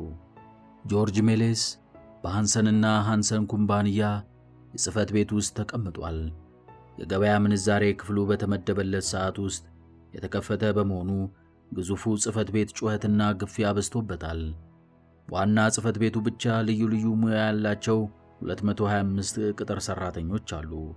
ከጆርጅ ሜሌስ በስተቀር ሁሉም ጥድፊያ በተሞላበት ሁኔታ ሥራቸውን ያከናውናሉ። እርሱ ግን ከመደንገጡ የተነሣ ደንዝዞ ተቀምጧል። በኢቭ መመሪያ መሠረት እንዲያከናውን የተሰጠውን ተግባር ማከናወን ከተሳነውና ወንጀሉ ከተነቃበት ጥፋቱ ወህኒ ቤት የሚያስገባው ነው። ከተሳካለት ግን ዓለም የግሉ ትሆናለች። ለተደወለልህ ስልክ መልስ አትሰጥም? አለው የኩባንያው የጋራ ባለ ንብረት። ኩባንያውን በጋራ ካቋቋሙት መካከል አንደኛው አጠገቡ ከቆመ ጀምሮ ጆርጅ ባያስተውለውም የኩባንያው ባለቤት ግን የጆርጅ ስልክ ለረዥም ጊዜ መጥራቱን ሲያዳምጥ ቆይቷል። ምንም ያልደረሰበት በመምሰል ደህና ሰው የሚያደርገውን ሁኔታ ማንጸባረቅና በእርሱ ላይ አንዳች ጥርጣሬ የሚያሳድር ነገር ላለመፈጸም መጠንቀቅ ያስፈልገው ነበር። የስልኩን እጀታ አነሳና ጆርጅ ሜሌስ አለ። የኩባንያው ባለቤት እንዳይነቃበት ደህና መስሎ ለመታየት ፈገግ አለ። ጆርጅ የዚያን ዕለት የጠዋት የሥራ ሰዓቱን የግዥና የሽያጭ ማዘዣዎችን በመውሰድ በማየት በኩል ቢያሳልፍም ሐሳቡ ግን ሙሉ በሙሉ ኢቭ $1 ሚሊዮን ዋጋ ያላቸው የአክሲዮን ሰርተፊኬቶች እንዲሰርቅ ባወጣችለት ዕቅድ ላይ ያተኮረ ነበር። ይህን መፈጸም በጣም ቀላል ነው ጆርጅ። አንተ ማድረግ ያለብህ ለአንድ ምሽት የተወሰኑ የአክሲዮን ሰርተፊኬቶችን በመስረቅ ወደ ቤት በማምጣት በማግስቱ ማንም ሳያውቅብህ መመለስ ነው ያለችውን በሐሳቡ ሲያውጠነጥን ነበር። ጆርጅ በሚሠራበት ኩባንያ ውስጥ እያንዳንዱ አክሲዮን ያለው ድርጅት ለደንበኞች ደህንነትና ቅልጥፍና ሲባል የራሱ የሆነ የባንክ ሳጥን እንዲኖረው ስለተደረገ የብዙ $ሚሊዮን ሰርተፊኬቶችን አስቀምጧል። አንዳንዶቹ ሰርተፊኬቶች የባለቤቱን ስም የያዙ ቢሆንም አብዛኞቹ ግን CUSIP ቁጥር የሚል መለያ ተጽፎባቸው ነው የተቀመጡት። የአክሲዮን ሰርተፊኬቶችን ማግኘት በቀጥታ ገንዘብ ለማግኘት የሚረዳ ለመሆኑን ጆርጅ ሳያውቅ ቀርቶ አይደለም። በእነዚህ ሰርተፊኬቶች ሊጠቀምበት ያሰበው ሌላ ዘዴ በአእምሮው ውስጥ ስላለ ነው። በሃንሰንና ሃንሰን ኩባንያ አክሲዮኖች መስሪያ በታጠቁ የደህንነት ሠራተኞች ጥብቅ ቁጥጥርና ጥበቃ እየተደረገባቸው የሚቀመጡት በትልቅ ካዝና ውስጥ የከበረና ከፍተኛ ዋጋ ያላቸው ዕቃዎችን ማስቀመጫ በሆነው በሰባተኛ ፎቅ ላይ ነው። በውስጡ ያሉት ሳጥኖች የሚከፈቱት በሚስጥራዊ ዘዴ ሲሆን ወደ ውስጥ መግባት የሚቻለው ልዩ መለያ የሆነውን የፕላስቲክ መግቢያ ካርድ በመያዝ ነው። ጆርጅ ሜሌስ ይህንን መሳይ ካርድ የሌለው ቢሆንም በኩባንያው ውስጥ የምትሠራ ካርድ ያላት ሴት ግን ያውቃል። ሄለን ታቸር ባሏ የሞተባትና በ40 ዓመት ዕድሜ ውስጥ የምትገኝ ሴት ናት። ታቸር አስደሳች መልክና ጥሩ የሰውነት ቅርጽ ያላት ሴት ስትሆን በምግብ ማዘጋጀት ሙያዋ ከፍተኛ አድናቆትን አትርፋለች። ለ23 ዓመት በትዳር ላይ ቆይታለች። የባሏ መሞት በሕይወቷ ላይ ከፍተኛ ጉዳትን አስከትሎባታል። እርሷን የሚረዳት የሚደግፋትና ደህንነቷን ሊንከባከብላት የሚችል ወንድ ያስፈልጋታል። በሃንሰንና ሃንሰን ድርጅት ውስጥ የሚሰሩት አብዛኞቹ ሴቶች ከእርሷ ይልቅ ወጣቶችና በውበትም ማራኪዎች በመሆናቸው በኩባንያው ውስጥ ከሚሰሩት ወንዶች መካከል አንዳቸውም እንኳን ወዳጅነትን ለመመስረት ጠይቀዋት አያውቁም። የምትሠራውም በሂሳብ ክፍል ውስጥ ከጆርጅ ሜሌስ ቢሮ በላይ ባለው ፎቅ ነው። ጆርጅን ካየችበት ጊዜ አንስቶ ጥሩ ባል ይሆነኛል በማለት ወስናና የመጀመሪያ ምርጫው አድርጋ ይዘው ነበር። ከግማሽ ደርዘን ጊዜ በላይ በቤቷ ውስጥ ራሷ ያዘጋጀቻቸውን ምግቦች በምሽት ላይ እንዲጋበዝላት ጠይቀዋለች። የተለያዩ ምክንያቶችን በማቅረብ ይቅርታ እየጠየቃት አንድም ቀን ግብዣዋን ያልተቀበለ ቢሆንም እርሷ ግን በጋበዘችው ቁጥር ፍላጎቱን ለማነሳሳትና እሺ እንዲላት በማሰብ በምሳ ሰዓት ለራት ከሚቀርቡ የምግብ አይነቶች በብዛትና በጥራት እጅግ የተሻሉ ምግቦች ይቀርቡልሃል፣ በዛውም ትደሰትበታለህ ትለው ነበር። ስልኳ ሲጠራ አነሳችና ሂሳብ ክፍል ሚስ ቻተር አለችው። የጆርጅ ሜሌስ ድምፅ በቀጭኑ ሽቦ ተወርውሮ ሄለን፣ ጆርጅ ሜሌስ ነኝ ሲላት ድምፁ ሞቅ ያለ ነበርና ታቸርን የደስታ ስሜት እንዲሰማት አደረጋት። ምን ልርዳህ ጆርጅ ስትል ጠየቀችው። የምነግርሽ ትንሽ አስደሳች ነገር ስላለችኝ ወደ እኔ ቢሮ መምጣት ትችያለሽ? አሁን? አዎ፣ ስራ ላይ ስለሆንኩኝ እንዴት ስትል አቋርጣትና ስራ የበዛብሽ ከሆነ ምንም አይደል ሊቆይ ይችላል ሲላት ነገሩ ከነከናትና የለም እኔ አሁኑኑ ቢሮህ እመጣለሁ አለችው። የጆርጅ ስልክ እንደገና ይጠራ ጀመር። ሳያነሳቶ በእጁ ሙሉ ወረቀት አነሳና ወደ አሳንሰሩ ሄደ። ማንም ሰው ያላየው መሆኑን ለማረጋገጥ አካባቢውን በደንብ ተመለከተና በአሳንሰሩ መሄዱን ትቶ በደረጃው ወደሚቀጥለው ፎቅ ከወጣ በኋላ ሄለን ከቢሮዋ ወጥታ መሄዷን አረጋገጠ። በሄለን ቢሮ ውስጥ ጉዳዩ ወይንም ሥራ እንዳለው ሰው ግዴለሽነት በተሞላበት ሁኔታ እየተራመደ ገባ። ቢያዝ ኖሮ ብቻ እርሱ ያሰበው ነገር አልነበረም። ሄለን የባንኩን ካዝና የምትከፍትበትን ካርድ የት እንደምታስቀምጥ ካሁን በፊት ያውቅ ስለነበር መሃል ላይ ያለውን መሳቢያ ከፈተው። እንደገመተው ካርዱ መሳቢያው ውስጥ ተቀምጦ አገኘው። አነሳና ኪሱ ውስጥ ከከተተ በኋላ በፍጥነት በደረጃው በኩል ወደ ቢሮ ወረደ። መቀመጫው ወዳለበት ቦታ ሲደርስ ሄለን እርሱን ለማግኘት ዙሪያውን ስትቀኝ አገኛት። አዝናለሁ፣ ለአንድ ደቂቃ ከቢሮ ውጭ ተጠርቼ ሄጄ ነበር አላት። ምንም አይደል፣ ደስ የሚለው ነገር ምን እንደሆነ ንገረኝ አለችው። ደህና፣ ትንሿ ወፍ ዛሬ አንቺ ልደት መሆኑን እየነገረችኝ ስለሆነ ዛሬ ምሳ ልጋብዝሽ እወስድሻለሁ ካላት በኋላ ምን አይነት ስሜት እንደሚሰማት ለማወቅ ፊቷን ይመለከት ጀመር። ሄለን ሐሳቧ ለሁለት ተከፈለ። አንደኛው ሐሳቧ ዛሬ የልደት ቀኗ አለመሆኑን እቅጩን መናገርና ከጆርጅ ጋር ምሳ መብላቷን መቶ፣ ሌላው ደግሞ የልደት ቀኗ ሆነም አልሆነ ሐቁን ወደ ጎን በመተው ቀድሞ ወዳጅነቱን ትመኘው ከነበረው ሰው ጋር ምሳ መብላትን መምረጥ ነበር። ጥሩ ነው። አንተ ጥሩ እንዳሰብክልኝ ሁሉ እኔም ካንተ ጋር ምሳ መብላት በጣም እንደምወድ ልገልጽልህ እሻለሁ አለችው። በ7 ሰዓት ላይ ቶኒ ምግብ ቤት ውስጥ ጠብቅሻለሁ፣ እዚያው እንገናኝ በማለት መለሰላት። እሺ ብላ ወጥታ ሄደች። ይህንን መሰል ቀላል ቀጠሮ ለመስጠት እርሷን ቢሮ መጥራት ሳያስፈልግ በስልክ ብቻ ይጨርሰው ነበር። ሄለን ታቸር ጆርጅ ምሳ ስለጋበዛት ስሜቷ በደስታ በመነካቱ ስለ ሁኔታው አንስታ የጠየቀችው ነገር አልነበረም። እርሷ ከሄደችበት ደቂቃ ጀምሮ እቅዱን በተግባር ለመተርጎም እርምጃ መውሰድ ቀጥሏል። ፕላስቲክ ካርዱን ከመመለሱ በፊት የሚያከናውናቸውና ከፍጻሜ የሚያደርሳቸው ብዙ ነገሮች አሉት። በቅድሚያ በአሳንሰር ወደ 7ኛው ፎቅ ሞጣና ጥብቅ ቁጥጥርና ጥበቃ ወደሚደረግበት ዘበኞች ወደ ቆሙበት የብረት ሳጥን የብረት መዝጊያ አጠገብ በመሄድ የፕላስቲክ ካርዱን ሲያስገባው የመግቢያው በር ተከፈተለት።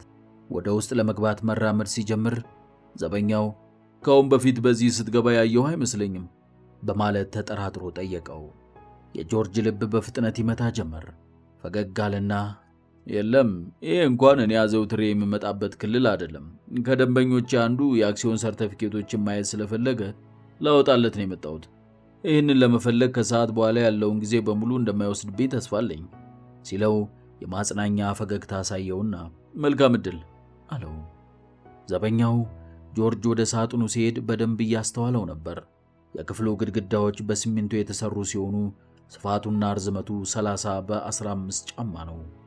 ጆርጅ እሳት ወደማይደፍረው የፋይል ማስቀመጫ በመሄድ የብረት መሳቢያውን ከፈተው። በውስጡ አያሌ የአክሲዮን ሰርቲፊኬቶች ተቀምጠዋል።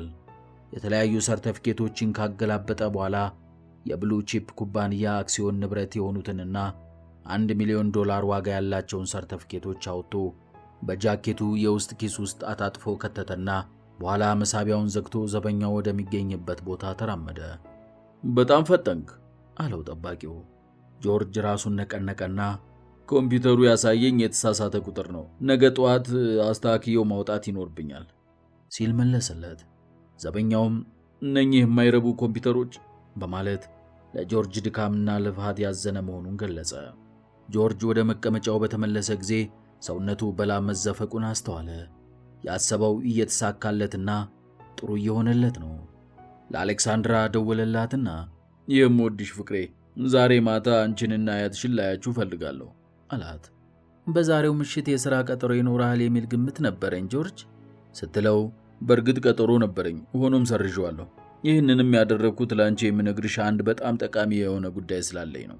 ሄለን ልክ በ7 ሰዓት በቀጠሯቸው መሠረት ምሳ ለመብላት ወደ ምግብ ቤቱ በመሄድ የጆርጅን መምጣት ስትጠባበቅ እርሱ ካርዱን ወሰደበት መሳቢያ ውስጥ ለመመለስ ጉድ ይል ነበር።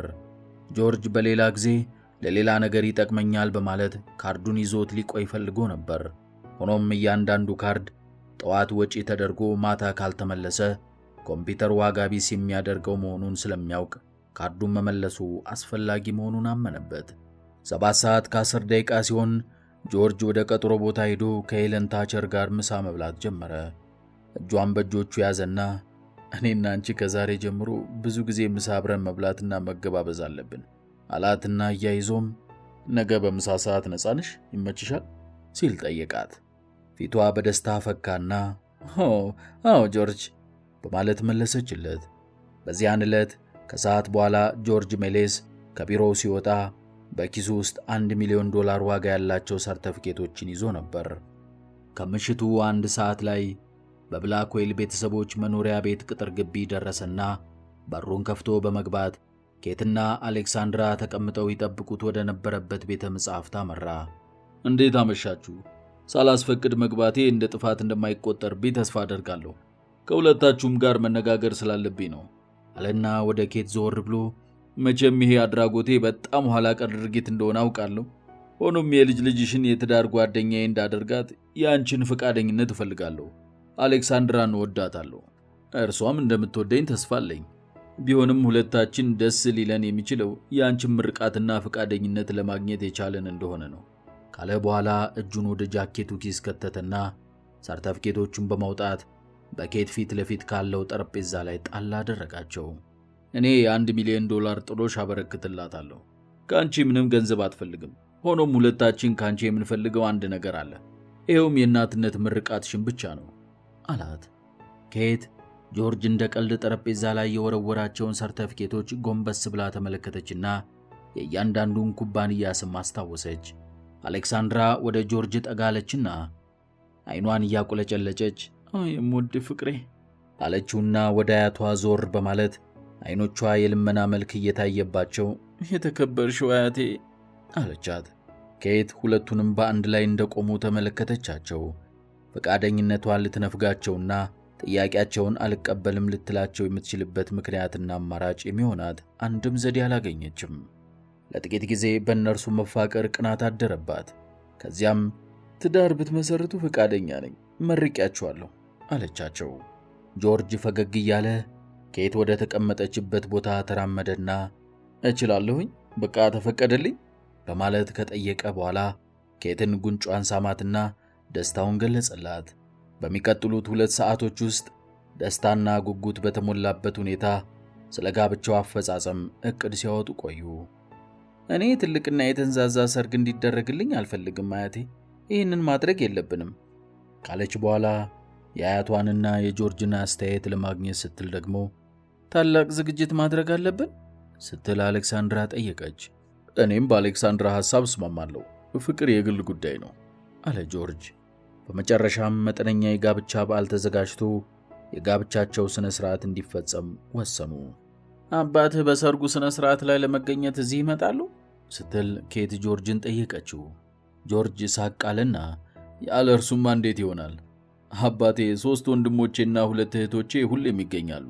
ኬት እነርሱን ለመገናኘት በጉጉት እየተጠባበቅኩ ነው ስትለው በምታገኛቸው ጊዜ ተወጃቸዋለሽ የሚል ግምት አለኝ አላት። በዚያን ዕለት ምሽቱን ሙሉ የኬት ስሜት በደስታ ተነካ። ይህም ሊሆን የቻለው የልጅ ልጇ ከልብ የሚወዳት ባል ለማግኘት በመታደሏ ነበር። ብራድ ሮጀርስን ስለ ጆርጅ ሂሳብ ጉዳይ እንዲያጣራ ያዘዝኩትን እንዲተው መንገር አለብኝ ስትልም አሰበች። ጆርጅ $1 ሚሊዮን ሰርተፊኬት ሲያሳያት የቀድሞ ሐሳቧን በመለወጥ ጆርጅ ክፍሉን ለቆ ከመውጣቱ በፊት ከኬት ተለይተው ከአሌክሳንድራ ጋር ለብቻቸው ባሉበት ወቅት ግዴለሽነት በተሞላበት ሁኔታ እንዲህ አላት። ጠንካራ ጥበቃ በሌለበት የመኖሪያ ቤት አካባቢ $1 ሚሊዮን ዋጋ ያላቸው ሰርተፊኬቶችን ማስቀመጡ ጥሩ አይመስለኝም። ስለሆነም አሁን ጥበቃው ቁጥጥሩና ጥበቃ በሚደረግበት ሳጥኔ ውስጥ ወስጄ በሚያስተማምን ቦታ ባስቀምጣቸው ይሻላል። ወስደህ ታስቀምጣቸዋለህ? በማለት አሌክሳንድራ ጠየቀችው። ጆርጅ ሰርተፊኬቶቹን ሰበሰበና መልሶ የጃኬቱ ኪስ ከተታቸው። በማግስቱ ጠዋት ጆርጅ ከሄለን ታቸር ጋር እንዳደረገው ተመሳሳይ ሁኔታ ፈጸመ። እንደ ትናንቱ ስልክ ደወለላትና የምነግርሻለኝ ሲላት ያለምንም ማመንታት ወደ ታችኛው ፎቅ ስትወርድ እርሱም በበኩሉ ወደ ቢሮዋ ሄደ። ለመግቢያ የሚያገለግለውን ካርድ አወጣና ያዘ። ወደ ቢሮው ሲመለስ ሄለንን አገኛት። ለልደት ባሏ የአንገት ፎጣ ስጦታ አበረከተላትና የምሳ ሰዓት ቀጠሯቸውን ተነጋግረው ወሰኑ። ለነገሩማ የልደት ባሏ ካለፈ ቆይቷል። ጆርጅ ለሄለን ስጦታውን ዘግይቶ ያበረከተላት ለዘዴው ሲል ነበር። በአሁኑ ጊዜ የከበሩ ዕንቁዎችና ሌሎች ነገሮች ወደሚቀመጡበት ቦታ ለመግባት በጣም ቀላል ነው። ወደዚያው ሄዶ በካርዱ ተጠቅሞ ከገባ በኋላ ሰርተፊኬቶቹን አነሳበት ቦታ መልሶ አስቀመጣቸው። ከዚያም ወደ ሄለን ታቸር ቢሮ በመሄድ ካርዱን በነበረበት መሳቢያ ውስጥ ካኖረ በኋላ በቀጠሯቸው መሰረት ሄለን ታቸርን ከመስሪያ ቤቱ አቅራቢያ በምትገኘው ምግብ ቤት ተቀምጣ አገኛት። እጁን ያዘችውና የሚመች ከሆነ ዛሬ ማታ ለሁለታችን የሚሆን በጣም ጥሩ ራት ላዘጋጅልህ ስትል ጠየቀችው። የሚቻል አይመስለኝም ሄለን፣ ምክንያቱም እኔ ሚስት ለማግባት በመዘጋጀት ላይ ነኝ በማለት መለሰላት። የሰርጋቸው ዕለት 3 ቀን ሲቀረው እነ ኬት ዘንድ በመሄድ መጥፎ ዜና ደረሰኝ፣ አባቴ እንደገና የልብ ህመም ተነስቶበት ታሞ በመሰቃየት ላይ መሆኑን ሰማሁኝ በማለት ነገራቸው። ኬት በጣም አዝናለሁ፣ በቅርብ ጊዜ ሊሻለው ይችል ይሆናል ስትል ጠየቀችው። ሌሊቱን በሙሉ ከቤተሰቦቼ ጋር በስልክ ስነጋገር ነው ያደርነው። የመዳን ተስፋ እንዳለው ነግረውኛል። ቤተሰቦቼ በዚህ የተነሳ በሰርጋችን ስነ ስርዓት ላይ ለመገኘት አይችሉም። ከሰርጋችን በኋላ በጫጉላ ጊዜያችን ወቅት ወደ አቴንስ እንሄዳለን፣ እናያቸዋለን በማለት አሌክሳንድራ አስተያየቷን ሰነዘረች። ጆርጅ ጉንጯን በፍቅር መታ አደረጋትና በጫጉላ ጊዜያችን እኔ ሌላ ዕቅድ አዘጋጅቻለሁ፣ ቤተሰብ የሚባል ነገር የለም፣ እኛ ብቻ አላት። የጋብቻው ስነ ስርዓት በብላክዌል ቤተሰብ ትልቅ መኖሪያ ቤት ውስጥ በሚገኘው የእንግዶች መቀበያ ሳሎን ውስጥ ተከናወነ። ጥቂት ሰዎች በስነ ስርዓቱ ላይ የተገኙ ሲሆን ከነዚህ መካከል ቬንሴ ባርኔስ፣ አሌስ ኮፔል እና ማርቲ ብሪንግሄመር ይገኙበታል። አሌክሳንድራ ኢቭ በሰርጉ ስነ ስርዓት ላይ እንድትገኝ ከአያቷ ጋር ብዙ የተሟገተችና ለመናም ያቀረበች ቢሆንም ኬት ግን አንድም ጊዜ ከውሳኔዋ ንቅንቅ አላለችም። ሐሳቧን በመለወጥ ፈንታ ያቺ እህት ጭራሽ ተመልሳ ወደዚህ ቤት ለመምጣት አይፈቀድላትም የሚል መልስ ሰጠቻት። የአሌክሳንድራ አይን በእንባ ተሞላ። የምወድሽ አያቴ፣ ጨርሰሽ ጨካኝና ክፉ ሴት አትሁኝ። እኔ ሁለታችሁንም እወዳችኋለሁ። ታዲያ አንቺን ለኢቭ ይቅርታ አታርጊላትም በማለት ጠየቀቻት። ኬት በጥቂቱም ቢሆን ስለ ኢቭ ብልግና፣ ከሃዲነትና ከሥነ ሥርዓት ውጪ ስለመሆኗ ለመናገር ፈልጋ ነበር። ሆኖም ልትናገር የፈለገችውን ሳትናገር ገታችውና ለሁሉም ጥሩ የሚሆነውን ነገር በማድረግ ላይ ነኝ እሺ አለች። ፎቶግራፍ አንሺው የበዓሉን ሁኔታ በካሜራው በመቅረጽ ላይ እንዳለ ጆርጅ ወደ ቤተሰቦቹ ለመላክ ስለሚፈልግ በኬት ከታዘዘው ሌላ ተጨማሪ ፎቶግራፎች እንዲያትምለት የጠየቀው መሆኑን ኬት በሰማችበት ወቅት ለሰው አሳቢ ነው በማለት ስለ እርሱ የነበራትን ግምት ከፍ አደረገች። ሙሽሮቹ ለጋብቻቸው የተዘጋጀውን ኬክ በመቁረስ ስነ ስርዓቱን ከፈጸሙ በኋላ ጆርጅም ወደ አሌክሳንድራ ጠጋ ብሎ እንዲህ ሲል በሹክሹክታ ነገራት። የምወድሽ ፍቅሬ፣ የምሰራው ስላለ ለ1 ሰዓት ወይም ከዛ ላልበለጠ ጊዜ ለመሄድ ፈልጊያለሁ አላት። ምን ችግር አለ? ምን ችግር ተፈጠረ? በእርግጥ ችግር የለም።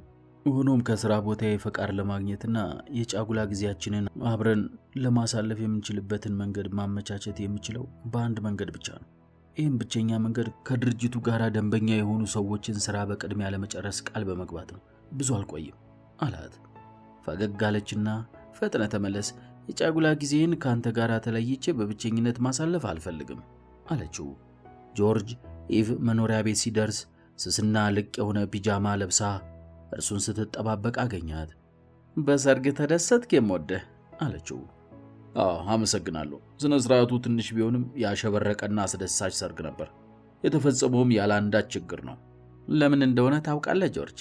ይህ ሊሆንና እቅዳችን ሊሳካ የቻለው በእኔ ምክንያት ነው። ይህንን ፈጽሞ መርሳት የለብህም ስትለው ወደ ኢቭ ተመለከተና በቀስታ አነጋገር እኔ አረሳው አላት። በሁሉም መንገድ በጋራ የምንሰራ ነን አለችው። እንዴታ በማለት መለሰላት። ኢቭ እሺ ደህና፣ አሁን አንተ የኔን ትንሽ እህት አግብተሃል ስትለው ጆርጅ ሰዓቱን አየና አዎ ቶሎ ተመልሼ መሄድ አለብኝ። አሁን አትሄድም አለችው። ለምንድን ነው የማልሄደው ሲል ጠየቃት።